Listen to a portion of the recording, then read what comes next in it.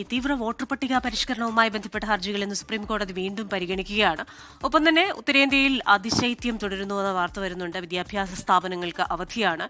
ഇപ്പോൾ കുറേ ദിവസങ്ങളായി ബൽറാം ആണെങ്കിലും വിനീതയാണെങ്കിലും അവിടെ നിന്ന് റിപ്പോർട്ട് ചെയ്യുന്ന എല്ലാവരും ജാക്കറ്റൊക്കെ ധരിച്ചിട്ടാണ് റിപ്പോർട്ട് ചെയ്യുന്നത്. എങ്ങനെയുണ്ട് അവിടുത്തെ തണുപ്പൊക്കെ?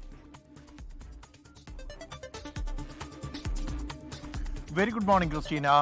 ഉത്തരേന്ത്യയിൽ ശക്തമായ അതിശൈത്യം തുടരുകയാണ്. അതേസമയം ഡൽഹിയിലെ മൂടൽമഞ്ഞ് അതിന് കുറവുണ്ടായിരിക്കുന്നു കഴിഞ്ഞ 3 ദിവസങ്ങളായി എന്നുള്ളതാണ് ശ്രദ്ധേയമായ ഒരു സാഹചര്യം എന്നുള്ളത്. ഡൽഹിയിലെ അന്തരീക്ഷ മലിനീകരണത്തിനും കുറവുണ്ടായിരിക്കുന്നു. ഈ അതിശൈത്യത്തെ തുടർന്നുണ്ടായ താപനില മാറ്റമാണ് കാറ്റിനും തുടർന്ന് ഡൽഹിയിലെ ഈ പൊടിപടലങ്ങൾ അന്തരീക്ഷത്തിലെ മലിനീകരണം ഒഴിയാനും കാരണമാകിയിരിക്കുന്നത്. അതേസമയം മറ്റ് ഉത്തരേന്ത്യൻ സംസ്ഥാനങ്ങളിലടക്കം ശക്തമായ തണുപ്പ് തുടരുകയാണ്. 7 സംസ്ഥാനങ്ങളിലെ സ്കൂളുകൾക്ക് ഇന്ന് വരെ അവധി പ്രഖ്യാപിച്ചിട്ടുണ്ട്. മൂടൽമഞ്ഞ് ഉത്തർപ്രദേശിലും ഹരിയാന അടക്കമുള്ള സംസ്ഥാനങ്ങളിൽ തുടരുകയാണ്. അത് വ്യോമ റെയിൽ ഗതാഗതത്തെ ഉൾപ്പെടെ ബാധിക്കുന്ന സാഹചര്യമുണ്ട്.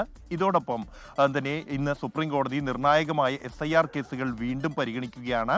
ചീഫ് ജസ്റ്റിസ് സൂര്യകാന്ത് അധ്യക്ഷനായ ബെഞ്ചാണ് ഈ ഹർജികൾ പരിഗണിക്കുന്നത്.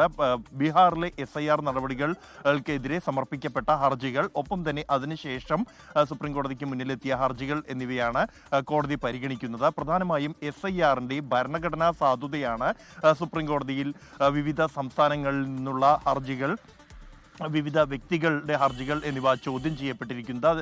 കേരളത്തിന്റെ SIRുമായി ബന്ധപ്പെട്ട് സമർപ്പിക്കപ്പെട്ട ഹർജി ഈ മാസം 15-നാണ് ലിസ്റ്റ് ചെയ്യപ്പെട്ടിരിക്കുന്നത്. അതോടൊപ്പം തന്നെ മറ്റൊരു സാഹചര്യം എന്നുള്ളത് പശ്ചിമ ബംഗാളിലെ SIR നടപടികൾ മനുഷ്യത്വരഹിതമാണ് എന്നും പല ന്യൂനപക്ഷ വിഭാഗങ്ങളെ ഉൾപ്പെടെ തഴയപ്പെടുന്നു എന്നും ചൂണ്ടിക്കാണിച്ചുകൊണ്ട് ബംഗാൾ മുഖ്യമന്ത്രി മമതാ ബാനർജി ഇന്ന് സുപ്രീം കോടതിയിൽ ഹർജി നൽകും എന്ന് വ്യക്തമാക്കിയിട്ടുണ്ട്. അങ്ങനെയെങ്കിൽ ആ ഹർജിയും ഇന്ന് സുപ്രീം കോടതിക്ക് മുന്നിൽ എത്തും എന്നുള്ളതാണ് നിലവിലെ സാഹചര്യം. കഴിഞ്ഞ ദിവസങ്ങളിൽ തെരഞ്ഞെടുപ്പ് കമ്മീഷനെതിരെയും കേന്ദ്ര സർക്കാരിനെതിരെയും ശക്തമായ വിമർശനവുമായി ബംഗാൾ മുഖ്യമന്ത്രി മമതാ ബാനർജി രംഗത്ത് വന്നിരുന്നു.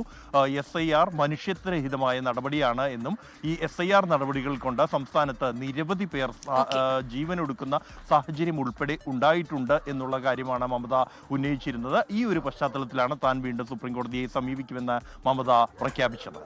ക്രിസ്റ്റീന, ലോകത്തെവിടെയായാലും ഏത് സമയത്തും 24 വാർത്തകളും ഓഗ്മെന്റഡ് റിയാലിറ്റി പാക്കേജുകളും എക്സ്പ്ലെയിനറുകളും വിശദമായി കാണാൻ ഞങ്ങളുടെ യൂട്യൂബ് ചാനൽ നിങ്ങൾക്ക് സബ്സ്ക്രൈബ് ചെയ്യാം.